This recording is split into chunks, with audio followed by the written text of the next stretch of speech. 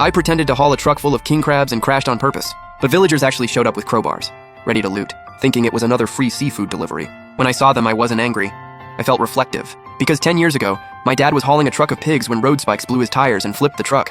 The villagers swarmed like vultures on roadkill. They cleaned out every pig from the truck. My dad lay on the ground, begging desperately. Please don't take them, they belong to the company, I can't afford to pay this back. But the villagers showed no mercy, and it ended with the truck destroyed and my dad dead. This wasn't just a simple accident. Those spikes were planted by the villagers on purpose. With everyone covering their tracks, the case was closed as a traffic accident.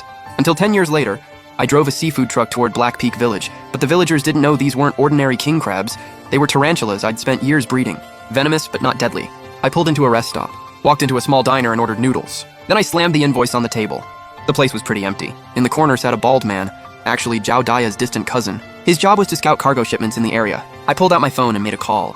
Mr. Lee, yeah, I know you're in a rush, but the highway's closed. Nothing I can do?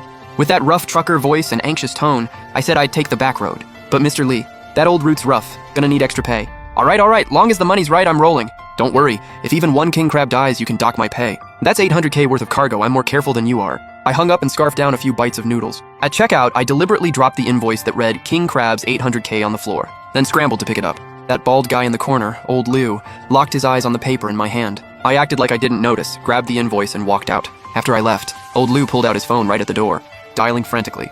I saw him in my rearview mirror and smirked. That call would reach Black Peak Village 20 miles away and get straight to Zhao Daya's ears. Soon I drove to the edge of the woods, but I knew the moment I turned onto this road I was already on Zhao Daya's radar. Right then, a luxury car sat parked on a hilltop. Zhao Daya was holding binoculars, eyes full of greed watching the truck, calculating how much cash he could get for 800K worth of king crabs. Suddenly I spotted caltrops all over the road. I could have swerved around them, but I clenched my jaw and yanked the wheel hard, steering my right front and rear tires straight into those steel spikes. With a deafening crash, the rig finally flipped. The villagers let out excited shouts. Grab your weapons. Don't let the driver get away. Watching those figures sprinting toward me, in that moment I felt no pain inside the cab, so I reached for the switch hidden under the dashboard. The backup switch for the cargo bay's electronic lock, and the master control for the hidden cameras. In the darkness, inside the trailer that was supposedly full of spiders, dozens of damaged crates were trembling. Thousands of enraged Black Death dealers searching for a way out. Then I heard a man's voice outside the window.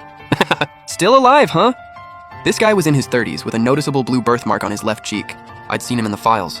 His name was Zhao Sanggu, Zhao Daya's nephew and the muscle who'd risen up in the village these past few years. I steadied my breathing and started banging on the bulletproof glass.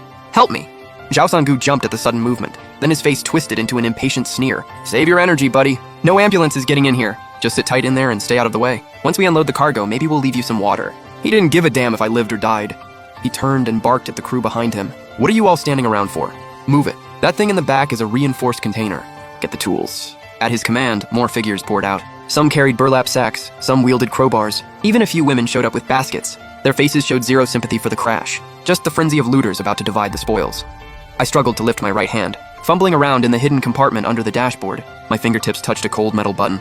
The activation switch for the cab's 360 camera, equipped with infrared night vision, in the corner of the dashboard. A pinhole-sized indicator light switched from red to green and started blinking steadily. From that moment on, everything happening here would be recorded in HD and uploaded in real time to the cloud via satellite. The villagers were trying to pry open the cargo bay. To make this whole show more convincing, I'd used a special reinforced lock on the trailer door. The surface looked nearly impossible to crack. Then cursing voices came from the back. This lock is tough. The metal's 2 centimeters thick. No kidding. There's 800K worth of king crabs in there. Those things are delicate.